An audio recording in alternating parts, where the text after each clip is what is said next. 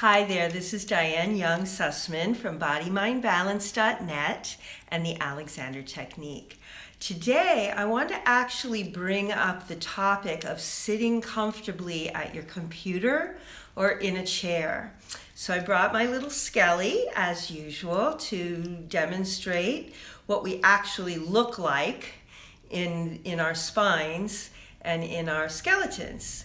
So I'm going to bring your attention to the shoulder girdle.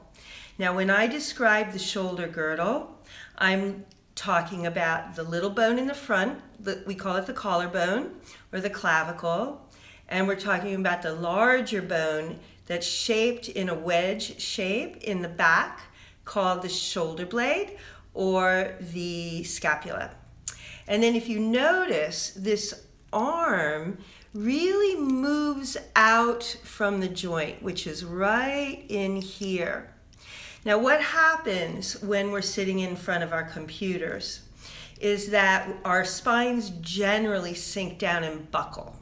So we have this kind of buckling effect, really scooping down and pulling down on ourselves. But we have to see the computer screen, so we throw our head back and down, we call it in Alexander Technique. We're pressing the jaw forward and all these muscles in the back of the neck get really, really tight. So what we want to do instead is first and foremost, figure out how to sit comfortably in the back of the chair so that you're balancing on your sitting bones. The sitting bones are actually the bottom of the pelvis. They're the very bottom part of the pelvis, and they're like little rocking chairs. You don't want to pull your pelvis back in space and slump back. That's called a pelvic tilt. And you also don't want to pull your spine forward and try to be too upright. So we want to be letting the weight travel down from the top of the head all the way through the spine and the pelvis, and then it goes into the chair at the sitting bones. And then the legs, all they have to do is release away. So you don't want to pull those legs into the hip socket. You want to just let the feet rest on the stool that you have under your desk, or just gently rest on the floor so that your spine stays upright. Now here's what starts to get really interesting. When you let that happen, your shoulder girdle, I'll show you in the back, the shoulder girdle is actually just being able to rest there comfortably. And the arms are hanging down to the elbows, and then the lower arm comes onto your keyboard. So we have the ability actually to rotate our lower arms both down and up because we have two bones in the lower arms. And ideally, you want to just let that all relax down to the elbow and then just let your fingers release onto the keyboard. Meanwhile, your spine, which is your backbone, is holding you upright. And you've got this beautiful, gentle, upright motion of the whole body resting on your sitting bones and expanding into length and width.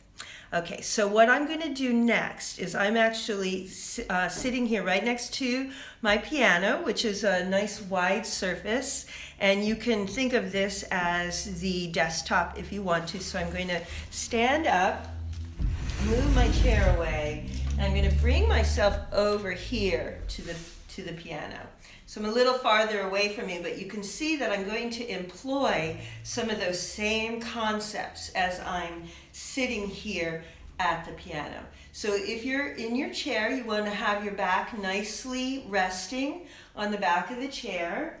Your head is able to move on the top of the spine, and your eyes can look either down to where the keyboard is or out directly to where your monitor is. You don't want to have to scrunch down to see your monitor, and you don't want to over straighten and look down. So the monitor should be right in the right place. So very, very important. So now your hands are going to rest comfortably on the keys. And like I said, you have the ability to move the hands the whole lower arms as a unit, either downward towards the keys or upward, which of course wouldn't be so useful if you're typing. So I want to show you one thing and see if I can do it. I think I'll come right over here into the camera. The baby finger all the way to your elbow is your pivoting. Your thumb, as if moves around, radiates around the baby finger. The baby finger all the way to the elbow is really what you want to be keeping in a nice alignment so that your hand is going to be nice and wide when you're on the keyboards. And then the fingers are just gently dropping down into gravity. Another thing that you want to think about is how high your chair is, because if your chair is too low, it makes your hands come up to here, and that's going to create a lot of even carpal tunnel problems, repetitive strain injury problems. You don't want to be sitting too low. You ideally want to be sitting so that the shoulder can drop directly down into the elbow, and then there's a gentle slope of the lower arm right into the fingertips. And this also applies if you're playing the piano, which is really interesting. You have the strength of the fingertips, like little steel points, but your whole arm is staying very loose in its joints and very free in its joints. So that's all I want to share with you today, and I hope you got a lot out of this session. The ability to sit easily and comfortably at our computer for long periods of time is a really important thing to think about when you're sitting and doing your work. So I hope this was useful. Again, I'm Diane Young Sussman from BodyMindBalance.net. Thank you very much.